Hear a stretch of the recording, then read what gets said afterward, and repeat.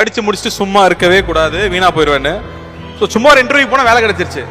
இன்னும் கொஞ்ச நாள் தான் மச்சான், எல்லாம் அந்த கர்மம் பிடிச்சி டிகிரி வாங்கிட்டேன்னு வச்சுக்க, இந்த வீட்டை விட்டா வெளில போயிடுவேன். ஒரு 10,000 ரூபாய் சம்பளத்துல வேலை கிடைக்காது, அப்புறம் நிம்மதியா எனக்குன்னு ஒரு காரு பிளாட்னு செட்டில் ஆயிடுவேன். ஓ டார்கெட் மிஸ் ஆயிருக்கலாம், ஆனா சின்ன வயசுல இருந்தே என் டார்கெட்டும் சரி, நான் வச்ச குறியும் சரி மிஸ் ஆனதே இல்ல. இப்ப கூட மிஸ் ஆகல, கொஞ்சம் டைம் தள்ளி போயிருக்க. என்னடா இன்னைக்கு வித்தியாசமா விபூதி பூசிருக்க? இது விபூதி இல்ல, நம்ம கம்பெனி முத்திர. அண்ணா குமாரு, அது அவ்வளவுதான், டைம் முடிஞ்சது, வா. யாருக்கு தெரியும், நான் எப்பவுமே போற ரூட் பத்தி கவலைப்பட்டதே கிடையாது. ஆண்ட மேல பாரத்தை போட்டு வண்டி எந்த ரூட்ல போறதோ அந்த ரூட்ல சிவான்னு சொல்லி போயிட்டே இருக்க வேண்டியதா.